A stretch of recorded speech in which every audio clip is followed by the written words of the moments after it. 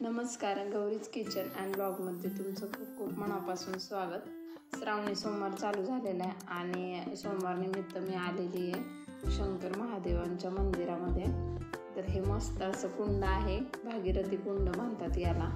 आणि मी राजगुरुनगर येथील सिद्धेश्वर मंदिरामध्ये आलेली आहे. खूप छान मंदिर आहे. मंदिराचं पुरातनकालीन मंदिर आहे आणि हे जे कुंड आहे तर त्या कुंडाचं पाणी कधीही कमी होत नाही. 12ही महिने हे पाणी असंच भरलेलं कुंड असतं. तर भागीरथी हे कुंडाचे नाव आहे. पूर्वीच्या काळी इथे जास्त लोक येत नव्हते.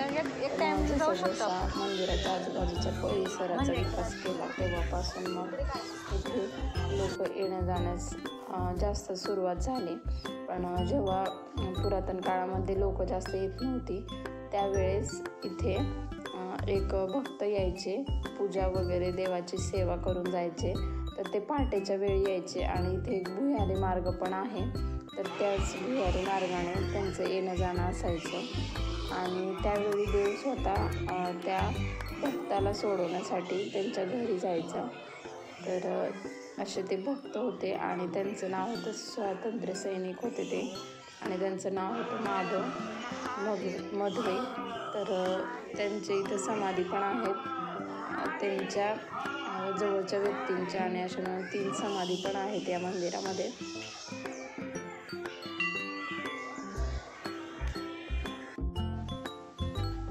ते इथे अशा 2 ह्या दीपमाळा आहेत. वडाचं झाड, चिंचेचं झाड, अशोकाची झाडं, खूप अशी झाडं पण आहेत.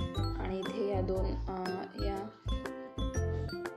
दीपमाळा आहेत. एक थिगळ्यांची आणि एक सांडभुरांची, अशा या दीपमाळा आहेत. आणि इथेच बाजूला नंदींच्या बाजूला एक शिळा झालेली आहे.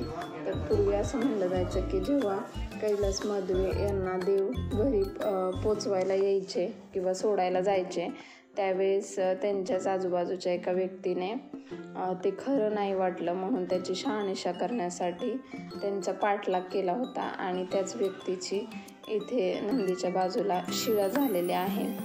तर आता आपण गाभाऱ्यात प्रवेश करतोय आणि गाभाऱ्यामध्ये ना इथं मंदिराच्या एकाच गाभाऱ्यात 3 शिवलिंग आहेत. तर हे बघा, इकडे माझ्या डाव्या साईडला एक आहे, समोर एक आणि उजव्या साईडला एक, असे 3 शिवलिंग आहेत. 3 शिवलिंगांची वेगवेगळी गाभाऱ्यामध्ये रचना केलेली आहे, म्हणजे मंदिर सारखं आहे. आणि तिथे 3 शिवलिंग हे वेगवेगळे आहेत.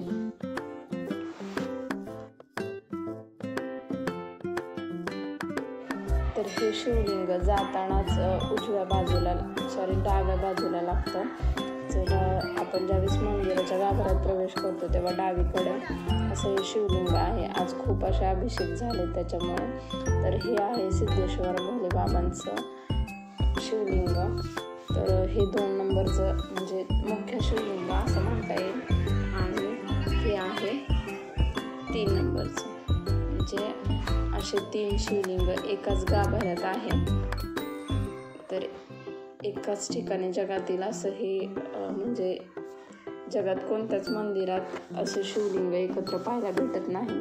तर हे 3 शिवलिंग आपल्याला एकाच ठिकाणी पाहायला मिळतात. तर एकदा नक्की भेट द्या. असं या मंदिराचं वैशिष्ट्य आहे. आणि नवसाला पावणारे असं हे शंकर महादेव आहेत. तर नक्की भेट द्या. हे बघा, इथे शिळा झालेली पाहिली असेल तुम्ही. आणि बाहेर अशी सुंदर अशी महादेवांची मूर्ती आहे की जेणेकरून ज्यांना आतमध्ये गर्दी असते त्यावेळेस आतमध्ये प्रवेश करता येत नाही त्यावेळेस बाहेरून दर्शन घेऊन जातात लोक. हे असं भागीरथी कुंड आहे. तर या कुंडाचं पाणी कधीच कमी होत नाही. खूप सारे असे मासे आणि कासव आहेत या कुंडामध्ये. आणि याच कुंडाच्या पाण्याने मंदिरातील भोलेबाबांची स्वच्छता किंवा याच्यासाठी हे पाणी वापरलेलं जातं.